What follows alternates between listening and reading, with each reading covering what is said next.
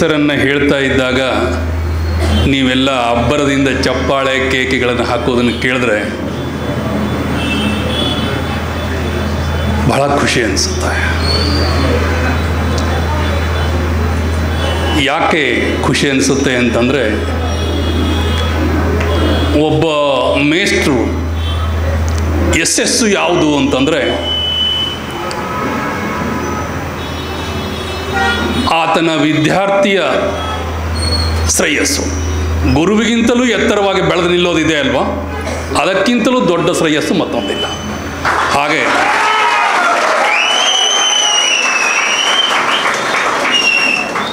ಅವರು ಬೆಳೆದಿದ್ದನ್ನು ನೋಡಿ ನನಗೆ ವೈಯಕ್ತಿಕವಾಗಿ ಬಹಳ ಸಂತೋಷ ಅಂತ ಅನಿಸಿದೆ. ನನ್ನ ಸೋಲೆ ಆತನ ಗೆಲುವು ಅಂತ ಅಂದ್ಕೊಳ್ತಾನೆ. ಯಾಕೆ ನನ್ನ ಸೋಲು ಅಂತ ನಾನು ಅಂದ್ಕೊಳ್ತೇನೆ ಅಂತಂದರೆ, ಇಂತಹ ಒಂದು IAS ಕೋಚಿಂಗ್ ಸೆಂಟರ್ನ ನಾನು ಆರಂಭ ಮಾಡಬೇಕು ಅಂತ ಹೊರಟು. ದಲಪದ ಪ್ರಾಧಿಕಾರ ಅಂತ ಒಂದು ಕಟ್ಟಿದೆ, ಇಂಥ ಸೆಂಟರ್ ಆರಂಭ ಮಾಡಬೇಕು ಅಂತ ಅಂದ್ಕೊಂಡೆ. ಆದರೆ ಪ್ರಾಧಿಕಾರ ಏನು ಮಾಡಿಬಿಡ್ತು ಅಂತಂದರೆ, ಪ್ರಾಧಿಕಾರದಲ್ಲಿದ್ದವರು ತಮ್ಮ ಅಧಿಕಾರವನ್ನು ಹೆಚ್ಚು ಬಳಸ್ಕೊಂಡಿದ್ದ ಕಾರಣಕ್ಕೋಸ್ಕರವಾಗಿ ಅದು ನಿರರ್ಥಕವಾಯಿತು. ಆದರೆ ಇಲ್ಲಿ ಅದು ಸಾರ್ಥಕತೆಯನ್ನು ಪಡ್ಕೊಂಡಿದ್ದು ನೋಡಿ ನನಗೆ ವೈಯಕ್ತಿಕವಾಗಿ ಶಿವಕುಮಾರ್ ಅವ್ರ ಬಗ್ಗೆ ಗೌರವ ಇಮ್ಮಡಿಯಾಗಿದೆ ಅಂತ ಅಂದ್ಕೊಂಡ್ಬಿಟ್ಟು ಹೇಳೋದಕ್ಕೆ ಬಯಸ್ತೀನಿ.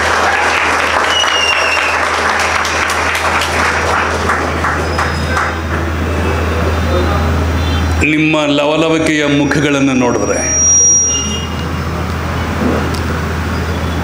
IAS ಅಧಿಕಾರಿಗಳಾಗುವ ಎಲ್ಲ ಲಕ್ಷಣಗಳು ನಿಮ್ಮ ಮುಖದ ಮೇಲೆ ಒಡೆದು ಕಾಣ್ತಾ ಇವೆ ಅಂತ ಅನಿಸಿದೆ. ಅಂದರೆ ನಿಮ್ಮ ಶ್ರೇಯಸ್ಸು ಸಂಸ್ಥೆಯ ಶ್ರೇಯಸ್ಸು, ನಿಮ್ಮ ಗೆಲುವು ಸಂಸ್ಥೆಯ ಗೆಲುವು. ಏನು ಗೊತ್ತಿಲ್ಲ ನನಗೆ, ಅಕ್ಕ ಅಂತ ಹೆಸರಿಟ್ಟಿದ್ದಾರೆ, ಇಲ್ಲಿ ಅಕ್ಕಂದಿರರೇ ಹೆಚ್ಚು ಕಾಣಿಸ್ತಾ ಇದ್ದಾರೆ.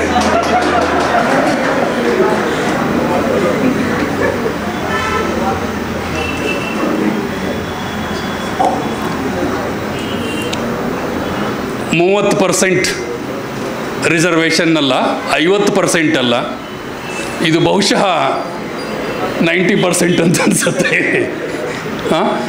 ಸಂಖ್ಯೆ, ಈ ಸಂಖ್ಯೆ ನೋಡಿದಾಗ, ಮಹಿಳೆಯರ ಸಂಖ್ಯೆ ನೋಡಿದಾಗ ನಿಜವಾಗಿಯೂ ಕರ್ನಾಟಕಕ್ಕೆ ದೊಡ್ಡ ಭವಿಷ್ಯ ಇದೆ, ಕನ್ನಡಕ್ಕೆ ದೊಡ್ಡ ಭವಿಷ್ಯ ಇದೆ ಅನ್ನೋದನ್ನು ಅದು ಹೇಳುತ್ತೆ. ಯಾಕೆ ಅಂದರೆ, ಯಾವುದೇ ಒಂದು ದೇಶದ ಏಳ್ಗೆಯನ್ನು ಅಳಿಯಬೇಕಾಗಿತ್ತು ಅಂತಂದರೆ ಅಲ್ಲಿಯ ಮಹಿಳೆಯರ ಸ್ಥಿತಿಗತಿಗಳು ಏನಿವೆ ಅನ್ನೋದನ್ನು ಗುರುತಿಸಬೇಕು ಅಂತ ಹೇಳ್ತಾರೆ. ಅದರ ಮೇಲಿಂದ ಅಳದು ನೋಡಬೇಕು ಅಂತ ಹೇಳ್ತಾರೆ. ವಿವೇಕಾನಂದರು ಆ ಮಾತನ್ನು ಹೇಳಿದ್ದು ಅಂತ ಹೇಳಲಾಗತ್ತೆ. ಹೀಗಾಗಿ ಇಲ್ಲಿಯ ವಿದ್ಯಾರ್ಥಿನಿಯರ ಸಂಖ್ಯೆಯನ್ನು ನೋಡಿದಾಗ ನನಗೆ ಕರ್ನಾಟಕದ ಭವಿಷ್ಯ ಉಜ್ವಲವಾಗಿದೆ ಅಂತ ಅನಿಸುತ್ತೆ.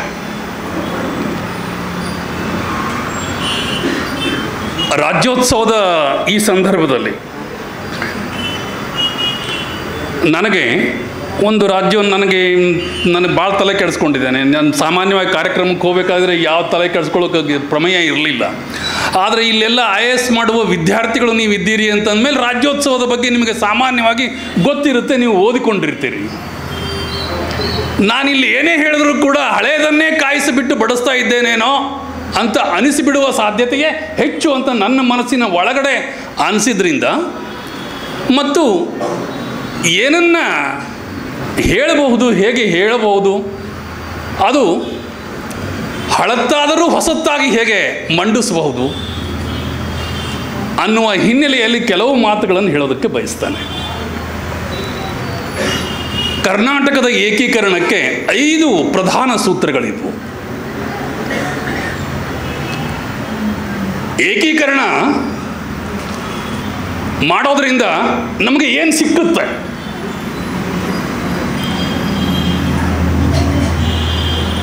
ಮೊದಲನೇದ್ದು ಸ್ವನಾಡು, ಎರಡನೇದ್ದು ಸ್ವಭಾಷೆ, ಮೂರನೇದ್ದು ಸ್ವಸಂಸ್ಕೃತಿ, ನಾಲ್ಕನೇದ್ದು ಸ್ವಧರ್ಮ, ಐದನೇದ್ದು ಸ್ವಪ್ರಭುತ್ವ. ಈ 5 ಆಶಯಗಳನ್ನು ಇಟ್ಕೊಂಡು ಬಿಟ್ಟು ಏಕೀಕರಣದ ಹೋರಾಟ ಮುಗಿಲೆತ್ತರಕ್ಕೆ ಬೆಳೀತಾ ಹೋಗಿದ್ದನ್ನು ನಾವು ನೋಡ್ತೇವೆ. ಅವರು ಪಟ್ಟ ಕಷ್ಟದ ಫಲವನ್ನು ನಾವು ಊಟ ಮಾಡ್ತಾ ಇದ್ದೇವೆ. ಒಂದು ವೇಳೆ ಆ ಹಿರಿಯರು, ಸ್ವಾತಂತ್ರ್ಯ ಹೋರಾಟಗಾರರು, ನಾಡನ್ನು ಕಟ್ಟಿದ ಹೋರಾಟಗಾರರು, ಇವರಿಬ್ಬರ ಶ್ರಮ ಇಲ್ಲದೆ ಹೋದರೆ ಬಹುಶಃ ಇಷ್ಟೊಂದು ಶಾಂತಿ, ನೆಮ್ಮದಿ, ಸಂಭ್ರಮದಿಂದ ಬದುಕೋದಕ್ಕೆ ನಮ್ಮಿಂದ ಸಾಧ್ಯ ಆಗ್ತಾ ಇರಲಿಲ್ಲ ಅಂತ ಅಂದುಕೊಳ್ತೇನೆ. ಪ್ರಾರ್ಥನೆ ಹಾಡುವಾಗ ಹೇಳಿದರು, ಜಯ ಭಾರತ ಜನನಿಯ ತನುಜಾತೆ, ಜಯ ಹೇ ಕರ್ನಾಟಕ ಮಾತೆ. 1924ರಲ್ಲಿ ಬರೆದಿರುವಂಥ ಹಾಡಿದು. 24ರಲ್ಲಿ ಇನ್ನೂ ಸ್ವಾತಂತ್ರ್ಯವೇ ಬಂದಿರಲಿಲ್ಲ. ಆವಾಗಲೇ ಕಲ್ಪನೆ ಏನಿತ್ತು? ಜಯ ಭಾರತ ಜನನಿಯ ತನುಜಾತೆ, ಜಯ ಹೇ ಕರ್ನಾಟಕ, ಕರ್ನಾಟಕ ಮಾತೆ. ಕರ್ನಾಟಕ ಅಂತ ಹೆಸರಿಡುವ ಮುನ್ನವೇ ಕರ್ನಾಟಕ ಅನ್ನುವ ಕಲ್ಪನೆಗಳು ಕವಿಯ ಮನಸ್ಸಿನಲ್ಲಿ ಅಥವಾ ಹೋರಾಟಗಾರರಲ್ಲಿ ನೆಲೆ ನಿಂತಿತ್ತು 24ರಲ್ಲಿಯೇ. ಅಂದರೆ ಜೊತೆಗೆ ತನುಜಾತೆ, ತಾಯಿ ಮತ್ತು ಮಗಳ ಸಂಬಂಧ, ಭಾರತ ಮತ್ತು ಕರ್ನಾಟಕ, ಈ ಎರಡರ ಸಂಬಂಧವನ್ನು ಹೇಳುವ ರೀತಿ ಇದೆ ಅಲ್ವಾ, ಅದು ನಮಗೆ ಕವಿಗಳು ಕಂಡ ಕಲ್ಪನೆ ಬರೀ ಕಲ್ಪನೆಯಾಗಿರುವುದಿಲ್ಲ, ಅದು ವಾಸ್ತವವೂ ಕೂಡ ಆಗಿರುತ್ತದೆ ಅನ್ನೋದನ್ನು ಅದು ಸ್ಪಷ್ಟಪಡಿಸುತ್ತೆ. ಭಾಷೆ, ಸ್ವಭಾಷೆ ಇದೆಯೇ ನಮ್ಮದು ಸ್ವಭಾಷೆ? ಬೆಂಗಳೂರಿನಲ್ಲಿ ಎಷ್ಟು ಪ್ರಮಾಣದಲ್ಲಿದೆ ಸ್ವಭಾಷೆ? ಎಲ್ಲಿಯವರೆಗೆ ಕನ್ನಡ ಭಾಷೆ ಅಡುಗೆ ಮನೆಯಲ್ಲಿ ಇರುತ್ತೋ ಅಲ್ಲಿಯವರೆಗೆ ಕನ್ನಡ ಭಾಷೆ ಸಮೃದ್ಧವಾಗಿರುತ್ತದೆ. ಯಾವಾಗ ಅಡುಗೆ ಮನೆಯಲ್ಲಿ ಆ ಭಾಷೆ ಕನ್ನಡ ಕಳೆದು ಹೋಯ್ತೋ ಮುಗೀತು, ಕನ್ನಡ ಕಾಲ ತೀರಿದೆ ಅಂತ ಅರ್ಥ. ಅಡುಗೆ ಮನೆಯ ಭಾಷೆಯೇ ದೊಡ್ಡ ಸಂಸ್ಕೃತಿಯನ್ನು ಕಲಿಸುತ್ತದೆ. ಬರೀ ಅಡುಗೆ ಮನೆಯಲ್ಲಿ ಅಡುಗೆ ರುಚಿ ಮಾತ್ರ ಇರ್ತದೆ ಅಂತ ತಿಳ್ಕೊಂಡ್ರೆ ದೊಡ್ಡ ತಪ್ಪು. ಮಾತೃಭಾಷೆ ಇದೆ ಅಲ್ವಾ, ಅಡುಗೆ ಮನೆಯಲ್ಲಿ ಇರಬಹುದಾದಂತಹ ಎಷ್ಟು ರುಚಿಗಳಿವೆಯೋ ಆ ಎಲ್ಲ ರುಚಿಗಳು ಆಡುವ ಭಾಷೆಯಲ್ಲಿವೆ. ಹೀಗಾಗಿ ಸ್ವಭಾಷೆ ಅನ್ನುವಂಥದ್ದು ಆವಾಗ ಕಂಡಂತಹ ಕನಸು ಹೇಗಿತ್ತು ನೀವು ನೋಡಿ. ತೆಲುಗಿನಲ್ಲಿ ಆಡು ಭಾಷೆಯೇ ಬೇರೆ,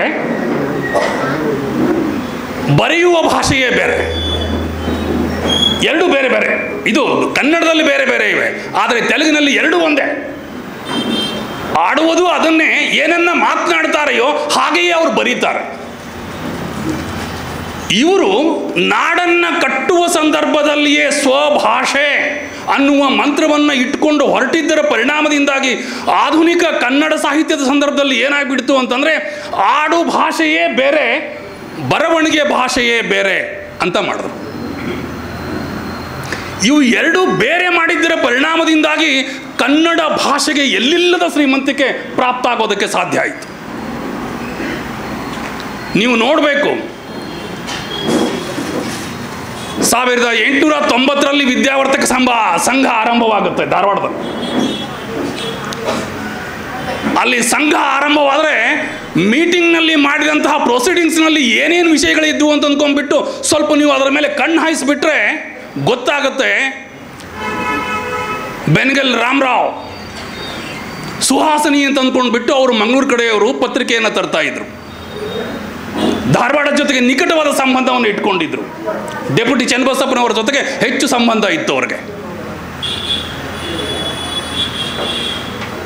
ಅವರು ಮಾತನಾಡಿಕೊಂಡಿದ್ದೇನು ಅಂತಂದರೆ, ಯಾಕೆಂದರೆ ಎರಡು ಭಾಷೆಗಳು, ಉತ್ತರ ಕನ್ನಡ ಮತ್ತು ದಕ್ಷಿಣ ಕನ್ನಡ ಭಾಷೆಯೇ ಬೇರೆ, ಉತ್ತರ ಕರ್ನಾಟಕದ ಭಾಷೆಯೇ ಬೇರೆ, ಚಾಮರಾಜನಗರ ಭಾಷೆಯೇ ಬೇರೆ. ಕನ್ನಡ ಅಂತ ಹೇಳಿದ್ರು ಅನಂತ ಕನ್ನಡಂಗಳ್.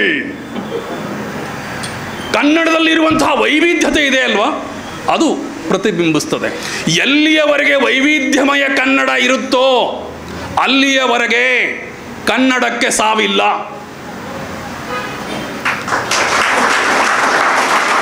ಯಾವಾಗ ನೀವು ವೈವಿಧ್ಯಮಯವಾದ ಕನ್ನಡವನ್ನು ಕೊಲ್ತೀರಿಯೋ, ಅದನ್ನು ಪಡಿಯಚ್ಚು ಮಾಡಿ ಒಂದೇ ರೂಪ ಬೇಕು, ಏಕಮುಖಿಯಾಗಿರಬೇಕು ಅಂತ ಆಲೋಚನೆ ಮಾಡ್ತೀರೋ, ಆವಾಗ ಕನ್ನಡ ಸತ್ತು ಹೋಗುತ್ತೆ. ಕನ್ನಡ ಎಲ್ಲಿಯವರೆಗೆ ಜೀವಂತಿರುತ್ತೆ ಅಂತಂದರೆ, ಬೇರೆ ಬೇರೆ ಪರಿಭಾಷೆಯಲ್ಲಿ ಬೇರೆ ಬೇರೆ ರೀತಿಯಲ್ಲಿ ಕನ್ನಡವನ್ನು ಮಾತನಾಡಿದ್ರೆ ಕನ್ನಡದ ಶಬ್ದ ಸಂಸ್ಕೃತಿ ಹೆಚ್ಚುತ್ತೆ. ಶಬ್ದ ಸಂಪತ್ತು ಎಷ್ಟು ಹೆಚ್ಚುತ್ತೋ ಭಾಷೆಯ ಶ್ರೀಮಂತಿಕೆ ಇನ್ನಷ್ಟು ವಿಜೃಂಭಿಸುತ್ತೆ. ಹೀಗಾಗಿ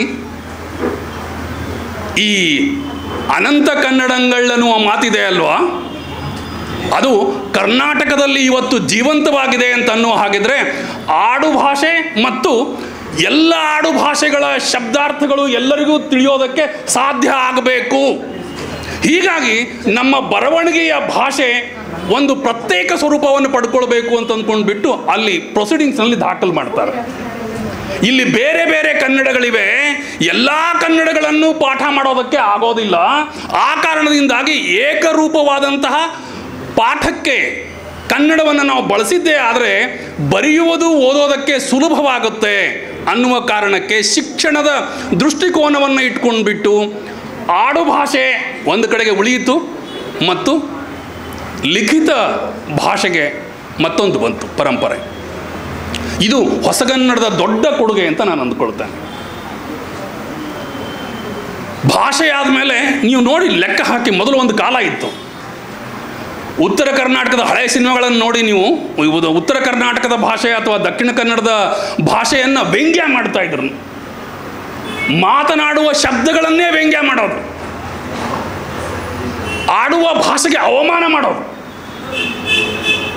ಅದೇನು ಕನ್ನಡ? ಕನ್ನಡವೇ ಅಲ್ಲ. ಅವನಿಗೆ ಅವ್ವ ಅಂತಾನೆ ಅವನು, ಅಮ್ಮ ಅನ್ನಲ್ಲ. ಯವ್ವ ಅಂತಾನೆ ಅವನು. ಅರೇ ಯವ್ವ ಅವ್ವ ಅನ್ನುವ ಶಬ್ದದಲ್ಲಿರುವ ಜೀವಂತಿಕೆ ಅಮ್ಮ ಅನ್ನುವ ಶಬ್ದದಲ್ಲಿ ಎಷ್ಟಿದೆ?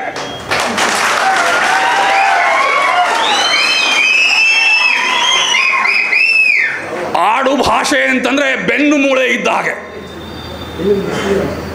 ಆಡು ಭಾಷೆ ಬೆನ್ನು ಮೂಳೆ ಇದ್ದ ಹಾಗೆ. ಬೆನ್ನು ಮೂಳೆ ಇರಲಿಲ್ಲ ಅಂತ ಕಲ್ಪನೆ ಮಾಡ್ಕೊಳ್ಳಿ, ಹೇಗಿರುತ್ತೆ? ಹೇಗಿರ್ತಿದ್ದ? ಗುಂಡು ಉರುಳಿದ ಹಾಗೆ ಉಳ್ಕೊಂಡು ಹೋಗ್ಬೇಕಾಗ್ತಾ ಇತ್ತು. ಕನ್ನಡ ಭಾಷೆಗೆ ಸತ್ವ ಇದೆ ಅಂತಂದರೆ ಅದು ಈ ಆಡು ಭಾಷೆಯ ನುಡಿಗಳಿಂದಾಗಿ ತಲೆ ಎತ್ತಿ ನಿಂತಿದೆ ಇವತ್ತು, ಮತ್ತು ಇವತ್ತು ಬದುಕಿದೆ, ಇನ್ನೂ ಬದುಕುತ್ತೆ ಮತ್ತು ತನ್ನದೇ ಆದ ತನ್ನತನವನ್ನು ಅದು ತೋರಿಸುತ್ತೆ ಅನ್ನೋದರಲ್ಲಿ ಸಂದೇಹ ಇಲ್ಲ.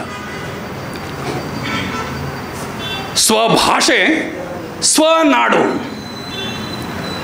ಸ್ವನಾಡು ಅಂತಂದಾಗ ಕರ್ನಾಟಕಕ್ಕೆ ಒಂದು ನಕ್ಷೆ ಇದೆ, ನಿಜ. ಆದರೆ ಅಷ್ಟೇ ಕರ್ನಾಟಕವೇ?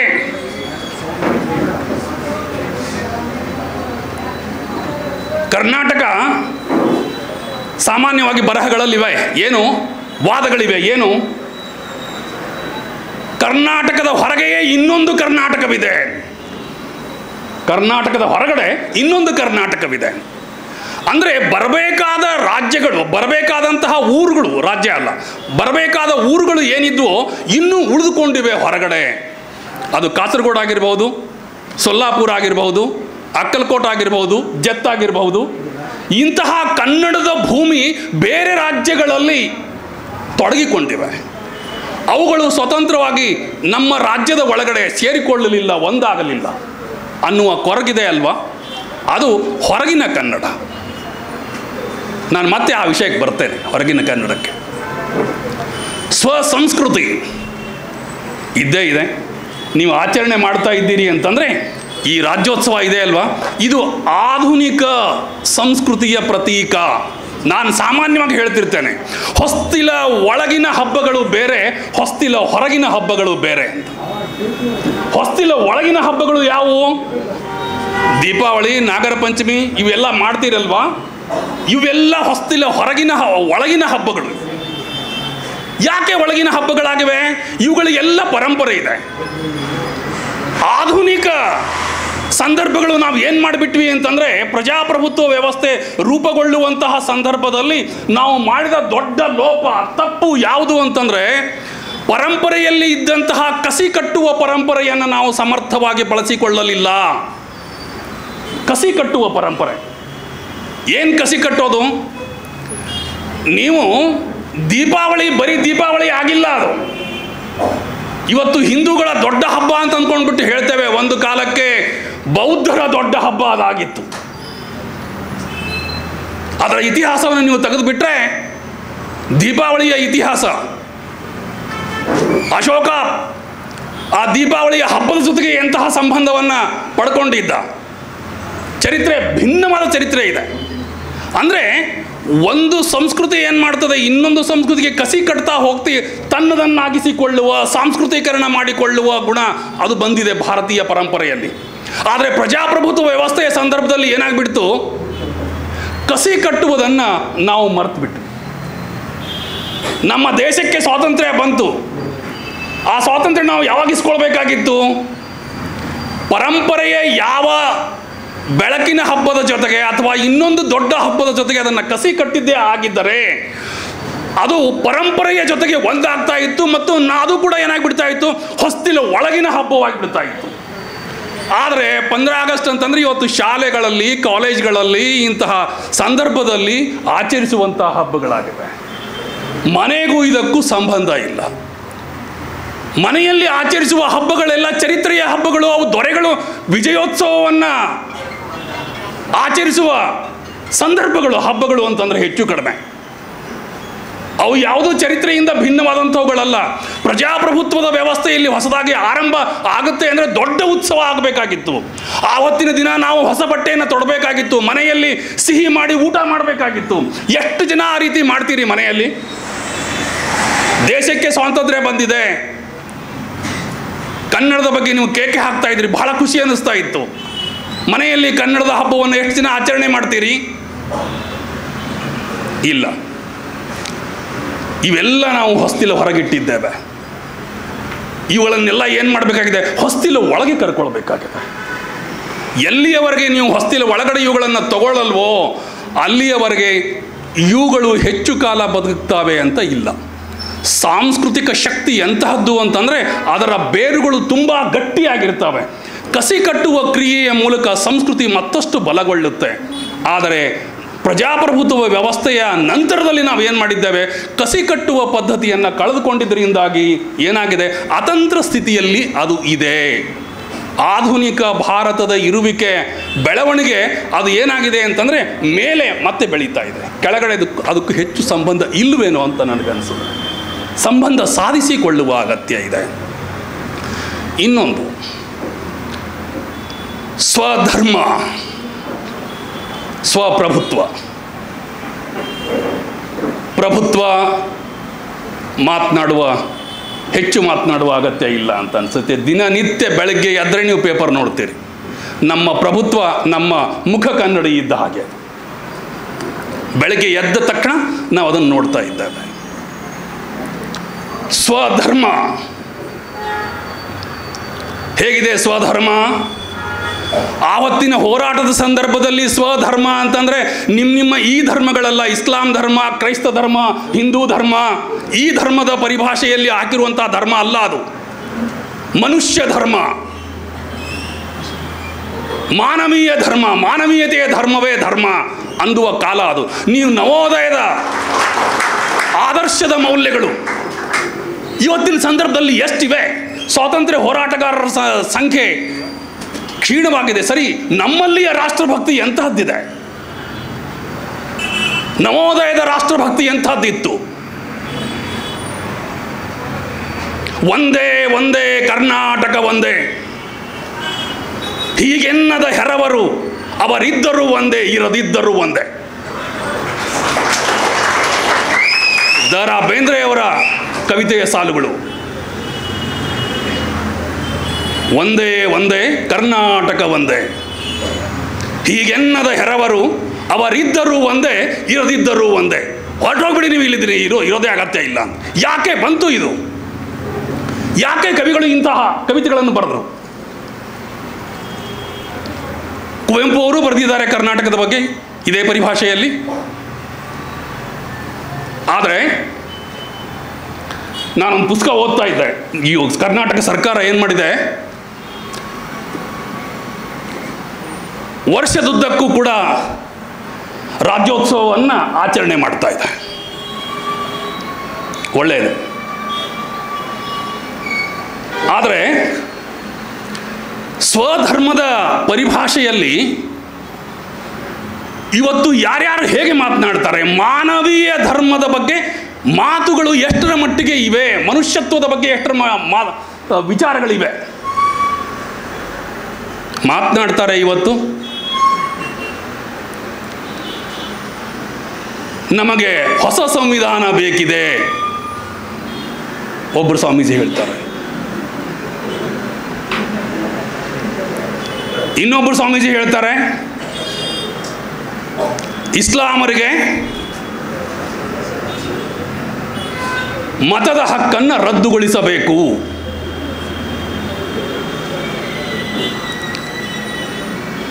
ನಮಗೂ ಗೌರವಿಸುವ ಸಂವಿಧಾನ ಬೇಕು. ಯಾರಿಗೆ ತಾನೇ ಗೌರವ ಇಲ್ಲ? ಸಂವಿಧಾನದಲ್ಲಿ ಯಾರಿಗೆ ತಾನೇ ಗೌರವ ಇಲ್ಲ? ಅರೆ, ಕಸ ಗುಡಿಸುವವನಿಂದ ಹಿಡಿದು ಆಕಾಶದ ಎತ್ತರಕ್ಕೆ ಏರುವವನಿಗೂ ಅಷ್ಟೇ ಹಕ್ಕುಗಳಿವೆ, ಕಸ ಗುಡಿಸುವವನಿಗೂ ಅಷ್ಟೇ ಹಕ್ಕುಗಳಿವೆ. ಅಂಬೇಡ್ಕರ್ ಏನು ಹೇಳಿದರು? ಇಂದಿನಿಂದ ಒಬ್ಬ ವ್ಯಕ್ತಿ ಒಂದು ಮತ ಅನ್ನುವ ರಾಜಕೀಯ ಸಮಾನತೆ ದೊರಕಿದೆ.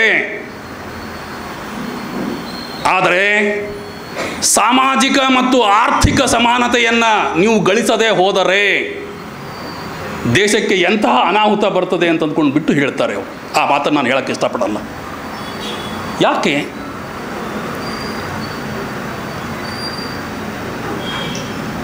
ರಂಜಾನ್ ಸಾಬ್ ಹೆಸರು ಕೇಳಿರಬೇಕು ನಾವು. ರಂಜಾನ್ ಸಾಬ್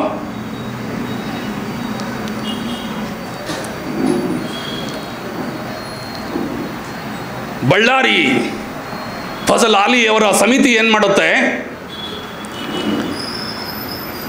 ಬಳ್ಳಾರಿಯನ್ನು ಮೈಸೂರು ಸಂಸ್ಥಾನಕ್ಕೆ ಸೇರುತ್ತೆ 53ರಲ್ಲಿ. ಸೇರಿಸುವಂತಹ ಸಂದರ್ಭದಲ್ಲಿ ಏನಾಗುತ್ತೆ, 3 ಸ್ಥಳಗಳು ಸೇರಲ್ಲ ಇದಕ್ಕೆ, ಮೈಸೂರು ಸಂಸ್ಥಾನಕ್ಕೆ. ಒಂದು ಹೊಸಪೇಟೆ, ಮಲ್ಲಾಪುರ, ಸಿರುಗುಪ್ಪ. ಈ 3 ಸ್ಥಳಗಳು ಸೇರದೇ ಇರೋದ್ರಿಂದ ಎಷ್ಟರ ಮಟ್ಟಿಗೆ ದೊಡ್ಡ ಗಲಾಟೆ ಆಗುತ್ತೆ ಅಂತಂದರೆ, ಪ್ರತಿದಿನ 15 ಜನ ಬರೋರು ಜೈಲಿಗೆ ಹೋಗೋದು. ಹೀಗೆ 15 ದಿನಗಳ ಕಾಲ ಅರೆಸ್ಟ್ ಆಗ್ತಾ ಹೋಗ್ತಾರೆ. ಅವು ಕರ್ನಾಟಕಕ್ಕೆ ಸಂಬಂಧಪಟ್ಟಂಥದ್ದು, ಕನ್ನಡಿಗರ ಭೂಮಿ, ಅದು ಕನ್ನಡಿಗರಲ್ಲಿದ್ದಾರೆ. ಆ ನೆಲವನ್ನು ಮೈಸೂರು ಸಂಸ್ಥಾನಕ್ಕೆ ಸೇರಿಸಿ ಅಂತ ಅಂದ್ಕೊಂಡು ಮಾಡ್ತಾರೆ. ಒಂದು ಕಡೆ ಸೇರಿದಿವೆ ಅಂತ ಅಂದ್ಕೊಂಡ್ಬಿಟ್ಟು ಉತ್ಸಾಹ ಇದೆ, ಇನ್ನೊಂದು ಕಡೆಗೆ ಇನ್ನೂ ಕೆಲವು ಭಾಗ ಸೇರಲಿಲ್ಲ ಅನ್ನುವ ಅಸಮಾಧಾನ ಇದೆ. ಇದಕ್ಕೆ ಸಂಬಂಧಿಸಿದಂತೆ ಸಮಾರಂಭದ ಸಂದರ್ಭದಲ್ಲಿ ಏನು ಮಾಡಲಾಗುತ್ತೆ, ಎಲ್ಲ ಆಯೋಜನೆ ಮಾಡಿದಾಗ ರಂಜಾನ್ ಸಾಬನ ಮುಖಕ್ಕೆ ಆ್ಯಸಿಡನ್ನು ಚೆಲ್ಲಿ ಆ ಸಂದರ್ಭದಲ್ಲಿ ಅವನು ಸಾವನ್ನು ಅಪ್ತಾನೆ. ಕರ್ನಾಟಕವನ್ನು ಕಟ್ಟುವುದರಲ್ಲಿ, ಬೆಳೆಸೋದರಲ್ಲಿ, ದೇಶವನ್ನು ಕಟ್ಟೋದರಲ್ಲಿ ಬೇರೆ ಸಮುದಾಯಗಳ ಪಾಲು ಇಲ್ವೇ? ಅವರು ನಾಡನ್ನು ಕಟ್ಟಿಲ್ವೇ? ಬಲಿಯಾಗಿಲ್ವೇ? ಹಾಗೆ ನಮ್ಮ ಮನಸ್ಸುಗಳಲ್ಲಿ ಓಟನ್ನು ರದ್ದುಗೊಳಿಸಬೇಕು ಅನ್ನುವ ಮನೋಭಾವ ಬರುತ್ತೆ. ಹೀಗಾಗಿ ನನಗನ್ಸುತ್ತೆ, ಅಲ್ಪ ಆಲೋಚನೆ ಕಾವಿಯನ್ನು ಕೊಳಕು ಮಾಡ್ತಾವೆ. ಕಾವಿಗೆ ಎಲ್ಲಿಲ್ಲದ ಬೆಲೆ ಇದೆ. ಮಹತ್ವ ಇದೆ. ಅದು ತ್ಯಾಗದ ಸಂಕೇತ, ಅದು ಸಮರ್ಪಣೆಯ ಸಂಕೇತ. ಆ ತ್ಯಾಗ ಸಮರ್ಪಣೆಯ ಪ್ರತೀಕವಾಗಿರುವಂಥವರು ಹೇಗಿರಬೇಕು, ಹೇಗೆ ಮಾತನಾಡಬೇಕು, ದೇಶ ಕಟ್ಟುವ, ನಾಡು ಕಟ್ಟುವ, ಬದುಕಿಸುವ ಪೂರಕವಾದ ರೀತಿಯಲ್ಲಿ ಅವರು ಹೇಗೆ ನಡೆದುಕೊಳ್ಬೇಕು, ಇನ್ನೊಬ್ಬರಿಗೆ ಮಾದರಿ ಆಗಬೇಕು. ಈ ರೀತಿ ಮಾತನಾಡಿಬಿಟ್ಟು ಏನು ಮಾದರಿ ಮಾಡ್ತಾರೆ ಅವರು? ಎಂಥ ನಾಡನ್ನು ಕಟ್ಟೋದಕ್ಕೆ ಬಯಸ್ತಾರೆ? ಹೀಗಾಗಿ ನನಗನ್ನಿಸುತ್ತೆ ಸ್ವಧರ್ಮ ಅನ್ನುವುದನ್ನು ಮತ್ತೆ ಮತ್ತೆ ನಾವು ನವೋದಯ ಕಾಲದ ಆಲೋಚನಾ ಕ್ರಮವನ್ನು ಪುನರ್ ಪ್ರತಿಷ್ಠಾಪನೆ ಮಾಡುವುದು ಹೇಗೆ ಅನ್ನುವುದರ ಬಗ್ಗೆ ಆಲೋಚನೆ ಮಾಡುವ ಅಗತ್ಯ ಇದೆ. 1972ರಲ್ಲಿ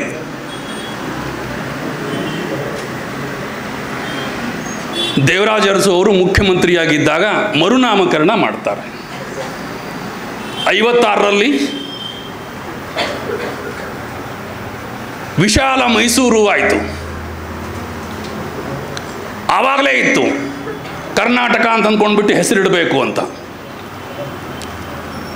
ಆದರೆ 16 ವರ್ಷಗಳ ಮಧ್ಯದ ಅವಧಿ ಚರ್ಚೆಯೇ ಆಗಲಿಲ್ಲ. 72ರವರೆಗೂ, 56ರಿಂದ 72ರವರೆಗೂ. ಯಾಕೆ? ನಾನು ಅರಸು ಅವರ ಭಾಷಣದ ಒಂದು ಪುಸ್ತಕ ಇದೆ, ಕರ್ನಾಟಕಕ್ಕೆ ಶುಭವಾಗಲಿ ಅಂತ ಅಂದ್ಕೊಂಡ್ಬಿಟ್ಟು ಒಂದು ಪುಸ್ತಕ ಇದೆ. ಹಾಮಾನಾಯಕರು ಅದನ್ನು ಎಡಿಟ್ ಮಾಡಿದ್ದಾರೆ. ದೇವರಾಜ ಅರಸು ಅವರ ಮಹತ್ವದ ಭಾಷಣಗಳೆಲ್ಲ ಆ ಪುಸ್ತಕದಲ್ಲಿವೆ. ನಾನು ಈ 72ರ ಭಾಷಣವನ್ನು ನಾನು ಓದಿದ್ದೆ. ಏನೂ ಅನಿಸಿರಲಿಲ್ಲ ನನಗೆ. ಆದರೆ ಮತ್ತೆ ಇವಾಗ ಸರ್ಕಾರ ಏನು ಮಾಡಿದೆ, ಕರ್ನಾಟಕ ಸರ್ಕಾರ ಒಂದು ವರ್ಷದ ಆಚರಣೆ, ಉತ್ಸವ ಮಾಡುವಂತಹ ಸಂದರ್ಭದಲ್ಲಿ ಕೆಲವೊಂದು ಈ ಪುಸ್ತಕವನ್ನು ಪ್ರಿಂಟ್ ಮಾಡಿದ್ದಾರೆ. ಸುವರ್ಣ ಕರ್ನಾಟಕಕ್ಕೆ ಸಂಬಂಧಪಟ್ಟಂತೆ ಸುವರ್ಣ ಮಹೋತ್ಸವದ ಆಚರಣೆಗೆ ಅಂಗವಾಗಿ ಒಂದು ಪುಸ್ತಕ ಪ್ರಿಂಟ್ ಮಾಡಿದ್ದಾರೆ. ಅದರಲ್ಲಿ 2 ಮಹತ್ವದ ಭಾಷಣಗಳಿವೆ. ಒಂದು KH ಪಾಟೀಲರ ಭಾಷಣ, ಮತ್ತೊಂದು ದೇವರಾಜ ಅರಸು ಅವರ ಭಾಷಣ. 2 ಭಾಷಣವನ್ನು ನಾನು ಒಟ್ಟಿಗೆ ಓದಿದಾಗ ನನ್ನ ಆಲೋಚನೆ ಬುಡಮೇಲಾಗಿಬಿಡ್ತು ಪೂರ್ತಿ. ನಾನು ಇಷ್ಟು ಕಾಲ ಗ್ರಹಿಸಿಕೊಂಡಿದ್ದ ಆಲೋಚನೆಯೇ ಬೇರೆ ಆಗಿತ್ತು. ಅವು 2 ಲೇಖನಗಳನ್ನು ಓದಿದ ಮೇಲೆ ಕರ್ನಾಟಕದ ಏಕೀಕರಣಕ್ಕೆ ಸಂಬಂಧಿಸಿದಂತೆ ಆಲೋಚನಾ ಕ್ರಮ ನನ್ನಲ್ಲೇ ಬದಲಾವಣೆಯನ್ನು ಉಂಟು ಮಾಡಿಬಿಡ್ತು. ಯಾಕೆ ಅಂತಂದರೆ, ಅರಸರು ಮಾತನಾಡ್ತಾ ಅವ್ರು ಹೇಳ್ತಾರೆ, ನಾನು 2 ಕರ್ನಾಟಕದ ಪರವಾಗಿ ನಿಂತಿದ್ದೆ ಅಂತ ಹೇಳ್ತಾರೆ. 2 ಕರ್ನಾಟಕ ಅಲ್ಲ, 2 ರಾಜ್ಯಗಳ ಪರವಾಗಿ ನಿಂತಿದ್ದೆ, ವಾದದ ಪರವಾಗಿ ನಿಂತಿದ್ದೆ ಅಂತ ಹೇಳ್ತಾರೆ. ನೀವು ಲೆಕ್ಕ ಹಾಕಿ, ಒಬ್ಬ ಮುಖ್ಯಮಂತ್ರಿ ಒಂದು ಕಾಲಘಟ್ಟದ ಸಂದರ್ಭದಲ್ಲಿ ಕನ್ನಡ ರಾಜ್ಯ ಒಂದೇ ಆದರೆ ಸರಿಯಲ್ಲ, 2 ರಾಜ್ಯ ಆಗಬೇಕು ಅನ್ನುವುದನ್ನು ಪ್ರತಿಪಾದನೆ ಮಾಡಿದವರಲ್ಲಿ ಅರಸರು ಕೂಡ ಒಬ್ಬರು. ಹಾಗೆ ಒಬ್ಬರಾಗಿದ್ದ ದೇವರಾಜ ಅರಸು ಅವರೇ ಸ್ವತಃ ಕರ್ನಾಟಕ ಅಂತ ಹೆಸರಿಡ್ತಾರೆ. ಇದು ಕರ್ನಾಟಕದ ಪವಾಡ, ಇದು ಕರ್ನಾಟಕದ ಶಕ್ತಿ. ಹೇಗೆ ಸಾಧ್ಯ ಆಯಿತು ಇದು ಅರಸರಿಗೆ? ಅವ್ರು ಹೇಳ್ತಾರೆ,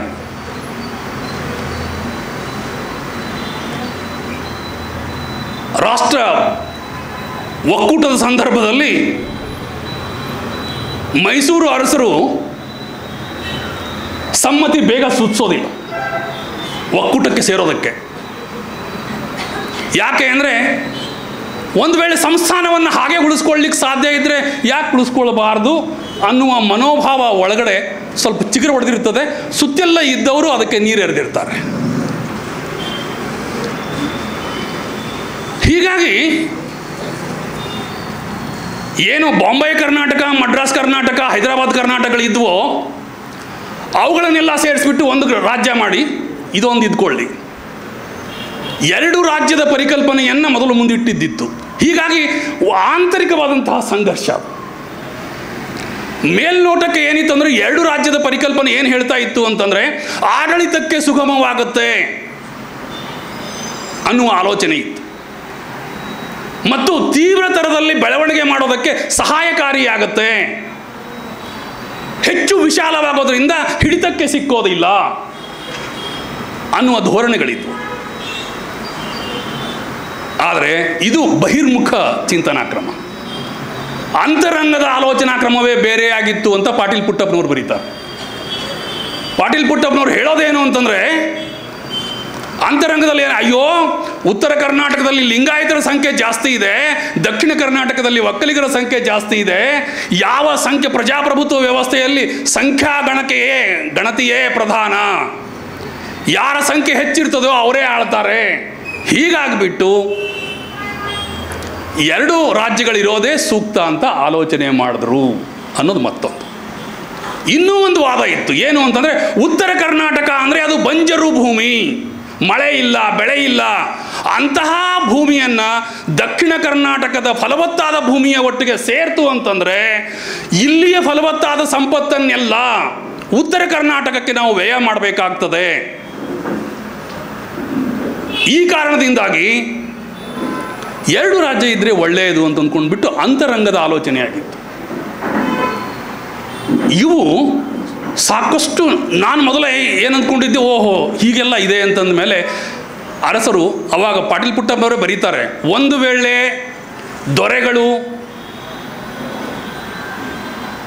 ರಾಷ್ಟ್ರೀಯ ಒಕ್ಕೂಟಕ್ಕೆ ಸೇರುವ ಮನಸ್ಸನ್ನು ಮೊದಲೇ ಮಾಡಿದ್ದೇ ಆಗಿದ್ದರೆ ಕರ್ನಾಟಕದ ಏಕೀಕರಣದ ಸಂದರ್ಭದಲ್ಲಿ ನಮಗೆ ದಕ್ಕಬೇಕಾಗಿದ್ದ ಕನ್ನಡದ ಇತರೆ ಸ್ಥಳಗಳು ಕೂಡ ದಕ್ಕಿ ಬಿಡ್ತಾ ಇದ್ವು. ಅವರ ದ್ವಿಧಾಭಾವ ಏನು ಮಾಡಿದೆ, ತಪ್ಪಿಕೊಳ್ಳುವ ಹಾಗೆ ಆಯಿತು ಅಂತ ಅಂದ್ಕೊಂಡ್ಬಿಟ್ಟು ಬರೀತಾರೆ, ಹೇಳ್ತಾರೆ, ಭಾಷಣದಲ್ಲಿ ಅವ್ರು ಹೇಳಿದ್ದಾರೆ. ಆದರೆ ಒಂದನ್ನು ನಾವು ನೆನಪಲ್ಲಿ ಇಟ್ಕೊಳ್ಬೇಕು, ಏನು ಅಂತಂದರೆ ನನಗೆ ಕೆ ಎಚ್ ಪಾಟೀಲರು ಒಂದು ಮಾತು ಹೇಳ್ತಾರೆ ಭಾಷಣದಲ್ಲಿ, ಅದು ನನಗೆ ಹೆಚ್ಚು ಎದೆಗೆ ನಾಟಿತ್ತು. ಕೆ ಎಚ್ ಪಾಟೀಲರು ಎಂಥ ಮಾತನ್ನು ಹೇಳ್ತಾರೆ ಅಂತಂದರೆ, ಅರಸುವವರು ಅರಸು ಮನೆತನದವರಾಗಿಯೂ ಕೂಡ ಇದನ್ನು ಜಾರಿಗೆ ತರ್ತಾ ಇದ್ದಾರೆ ಅನ್ನೋದು ಒಂದು ಮಾತು.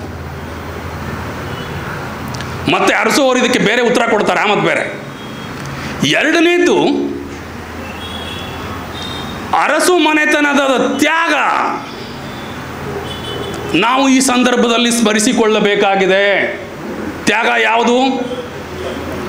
ಮೈಸೂರು ಅನ್ನುವಂಥದ್ದಕ್ಕೆ ಅದರದ್ದೇ ಆದ ಇತಿಹಾಸ ಇದೆ.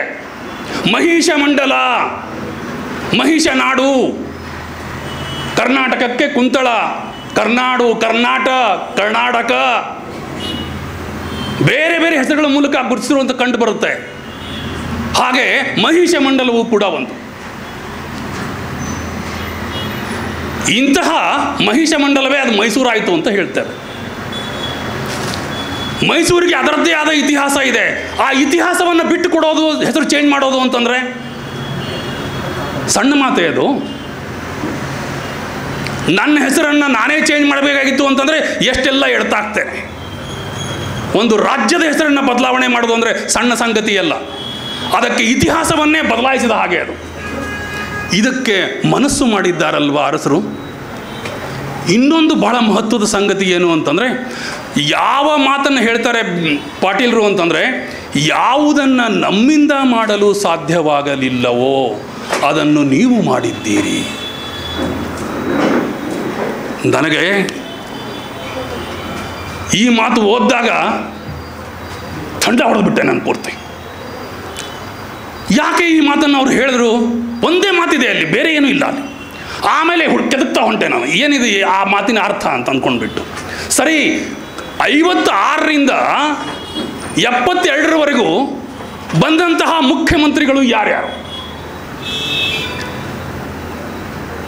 ಎಸ್ ನಿಜಲಿಂಗಪ್ಪನವರು, ಜತ್ತಿಯವರು, ಬಿ ಡಿ ಜತ್ತಿಯವರು, ಕಂಠಿಯವರು, ಆಮೇಲೆ ಅರಸರು ಬಂದರು.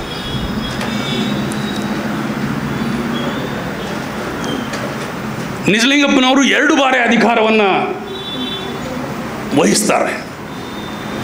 ಇವರೆಲ್ಲರೂ ಉತ್ತರ ಕರ್ನಾಟಕದಿಂದ ಬಂದಂಥವರು ಮುಖ್ಯಮಂತ್ರಿಗಳು. ಅಲ್ಲಿಂದ ಹಿಡಿದು 16 ವರ್ಷಗಳ ವನವಾಸ. ಕರ್ನಾಟಕ ಅಂತ ಅಂದ್ಕೊಂಡ್ಬಿಟ್ಟು ಹೆಸರಿಡಬೇಕಾಗಿದ್ರೆ 16 ವರ್ಷದವರೆಗೂ ಆಗಲಿಲ್ವಲ್ಲ. ಆ 16 ವರ್ಷದವರೆಗೂ ಆಗದೇ ಇದ್ದಂತಹ ಸ್ಥಿತಿ ಇಲ್ಲಿ ಯಾರಿಂದ ಸಾಧ್ಯ ಆಗಿದೆ? ಮೈಸೂರಿನ ನೆಲದಲ್ಲಿ ಹುಟ್ಟಿ ಬೆಳೆದಂತಹ ದೇವರಾಜ ಅರಸು ಅವರಿಂದ ಈ ದಿಟ್ಟ ಹೆಜ್ಜೆಯನ್ನು ಇಡೋದಕ್ಕೆ ಸಾಧ್ಯ ಆಯಿತು. ಹೀಗಾಗಿ ನನಗನ್ಸುತ್ತೆ ಮೈಸೂರು ಅರಸರ ಒಳಗಡೆ ಇರುವಂತಹ ಮನಸ್ಥಿತಿ, ಸಂಸ್ಥಾನವನ್ನು ಹಾಗೆ ಉಳಿಸಿಕೊಳ್ಬೇಕು ಅನ್ನುವ ಮನಸ್ಥಿತಿ ಇದೆ ಅಲ್ವಾ. ಒಂದು ವೇಳೆ ಬಾಂಬೆ ಕರ್ನಾಟಕ, ಹೈದರಾಬಾದ್ ಕರ್ನಾಟಕ ಮತ್ತು ಮಡ್ರಾಸ್ ಕರ್ನಾಟಕ ಇವು ಕೂಡ ಕನ್ನಡಿಗರ ಆಡಳಿತ ವ್ಯವಸ್ಥೆಯ ಒಳಗಡೆಯೇ ಇದ್ದಿದ್ದರೆ ಅವರು ಹೇಗೆ ಆಲೋಚನೆ ಮಾಡ್ತಾ ಇದ್ರು? ಅವರು ಕೂಡ ಹಾಗೆಯೇ ಆಲೋಚನೆ ಮಾಡ್ತಾ ಇದ್ರು.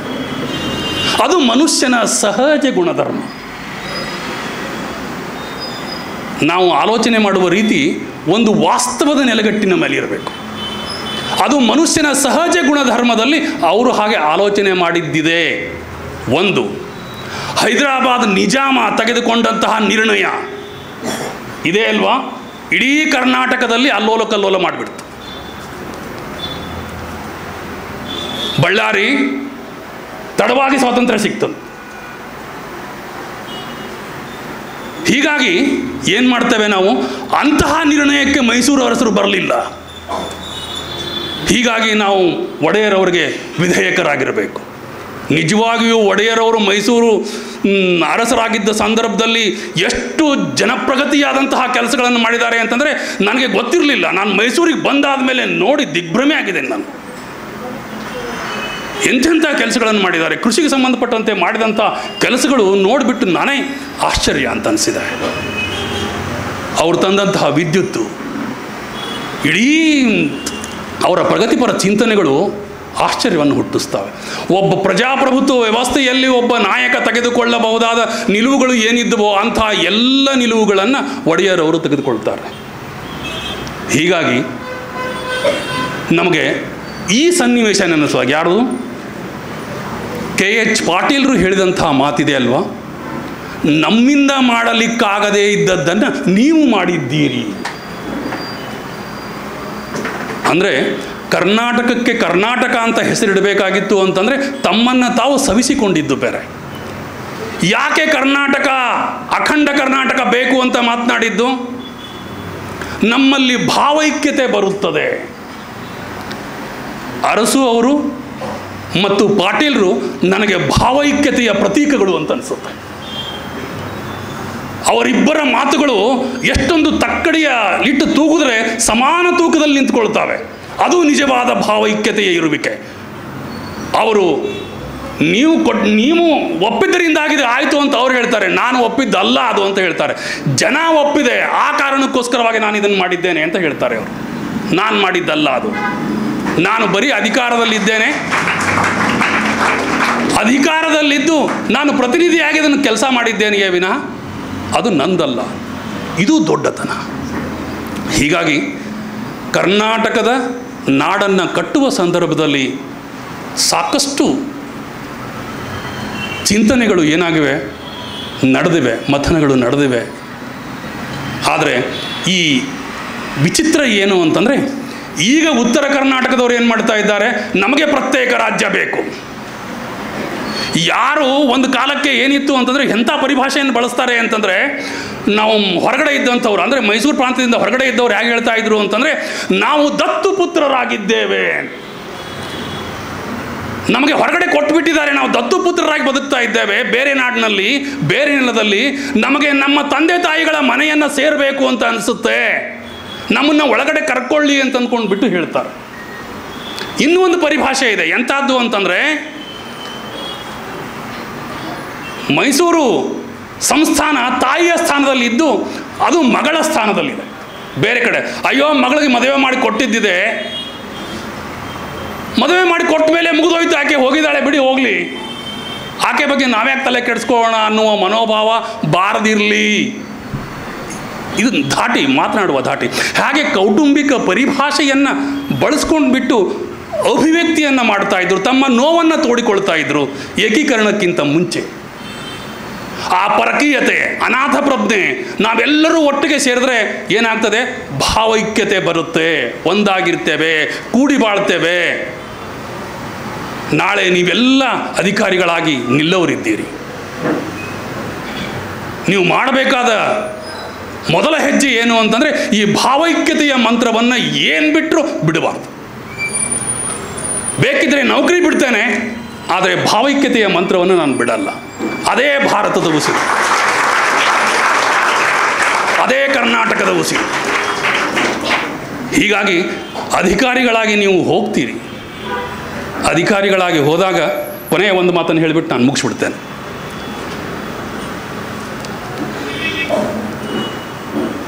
ಆಗಲೇ ಹೇಳಿದೆ, ಗಡಿ ಒಳಗಿನ ಕರ್ನಾಟಕ ಬೇರೆ, ಗಡಿ ಕರ್ನಾಟಕ ಬೇರೆ.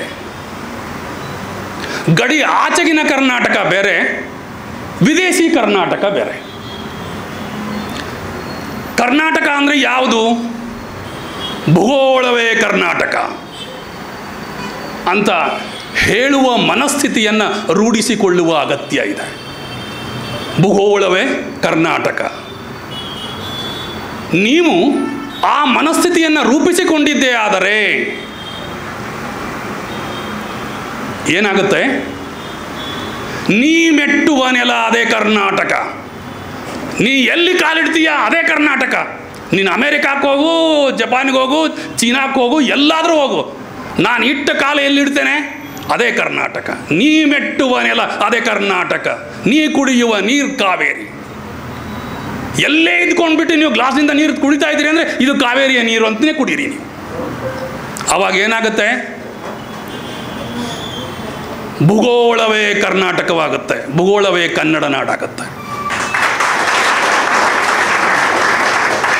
ನಕ್ಷೆಯಲ್ಲಿರುವ ಕರ್ನಾಟಕದ ಭೌಗೋಳಿಕ ಇರುವಿಕೆ ಇದೆ ಅಲ್ವಾ, ಆ ಭೌತಿಕ ಇರುವಿಕೆಯನ್ನೇ ನಮ್ಮ ಕರ್ನಾಟಕ ಅಂತ ನೆಚ್ಚಿಕೊಳ್ಳುವ ಅಗತ್ಯ ಇಲ್ಲ.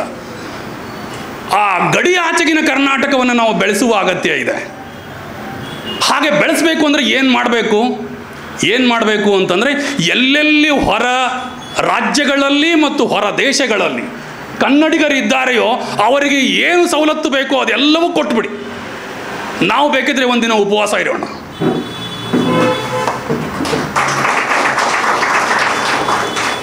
ಕನ್ನಡಕ್ಕಾಗಿ ಮಾಡಬೇಕಾಗಿದೆ ನೀವು ಏನು ಅಂತಂದರೆ ಇದು.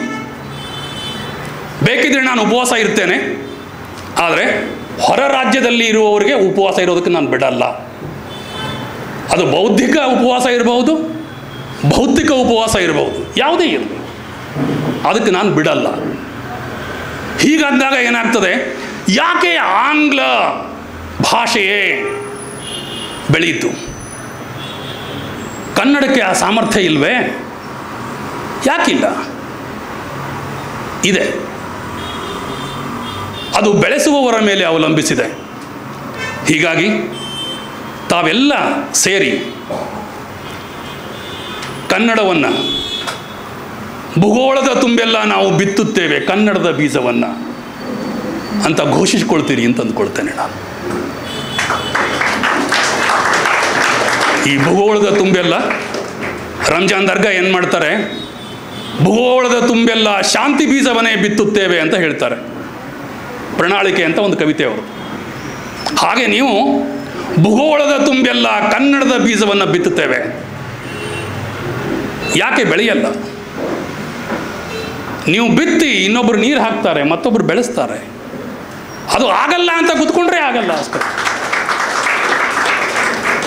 ಕುವೆಂಪು ಅವರು ವಿಶ್ವಕೋಶ ಮಾಡುವಂಥ ಸಂದರ್ಭದಲ್ಲಿ ಅವರ ಯೋಜನೆ, ಅದು ಕುವೆಂಪು ಅವರ ಯೋಜನೆ, ಆ ಯೋಜನೆ ಹಾಕಿಕೊಳ್ಳುವಂಥ ಸಂದರ್ಭದಲ್ಲಿ ಜವರೇಗೌಡರು ಪ್ರಧಾನ ಸ್ಥಾನದಲ್ಲಿದ್ದರು, ಅಧ್ಯಯನ ಸಂಸ್ಥೆ ನಿರ್ದೇಶಕರಾಗಿದ್ದರು. ಆವಾಗ ಏನು ಹೇಳ್ತಾ ಇದ್ರು ಅಂತ, ಅಯ್ಯೋ ವಿಶ್ವಕೋಶ ಕನ್ನಡದಲ್ಲಿ ಮಾಡಲಿಕ್ಕಾಗತ್ತೆಯೇ? ಕನ್ನಡ ಭಾಷೆಗೆ ಆ ಶ್ರೀಮಂತಿಕೆ ಇದೆಯೇ? ಇಂಜಿನಿಯರಿಂಗ್ಗೆ ಸಂಬಂಧಪಟ್ಟಂತಹ ವೈದ್ಯಕೀಯಕ್ಕೆ ಸಂಬಂಧಪಟ್ಟಂತಹ ಶಬ್ದ ಸಂಪತ್ತು ಇದೆಯೇ? ಇಂಗ್ಲೀಷಿನ ಶಬ್ದಗಳನ್ನೇ ಕನ್ನಡ ಅಂತ ಅಂದ್ಕೊಂಡ್ಬಿಟ್ಟು ಬರೀಲಿಕ್ಕಾಗತ್ತೆಯೇ? ಒಂದು ವೇಳೆ ಹಾಗಂದುಕೊಂಡು ಕೂತ್ಕೊಂಡಿದ್ದೇ ಆಗಿದ್ದರೆ ಕೈಲಾಗದು ಎಂದು ಕೈ ಕಟ್ಟಿ ಕುಳಿತಾರೆ. ಮಾಡಲಿಲ್ಲ. ಹಾಗೆ ಮಾಡಿದ್ದರ ಪರಿಣಾಮದಿಂದಾಗಿ ಇಡೀ ದೇಶದಲ್ಲಿ ಮೊದಲ ಭಾರತೀಯ ಭಾಷೆಯಲ್ಲಿ ಎನ್ಸೈಕ್ಲೋಪೀಡಿಯಾ ಬಂದಿದ್ದು ಕನ್ನಡದಲ್ಲಿ. ಅಷ್ಟೇ ಅಲ್ಲ, ನಾನು ನಿರ್ದೇಶಕನಾಗಿದ್ದ ಸಂದರ್ಭದಲ್ಲಿ ಇಡೀ ಯೋಜನೆ ಕಂಪ್ಲೀಟ್ ಆಯಿತು ಮತ್ತು ಮುಗಿಯುವುದರ ಜೊತೆಗೆ ಅದನ್ನು ನಾನು CD ರೂಪದಲ್ಲಿ ಹೊರ ತಗೊಂಡು ಬಂದೆ. ಆಧುನಿಕ ತಂತ್ರಜ್ಞಾನಕ್ಕೆ ವಿಶ್ವಕೋಶವನ್ನು ಅಳವಡಿಸಲಾಯಿತು.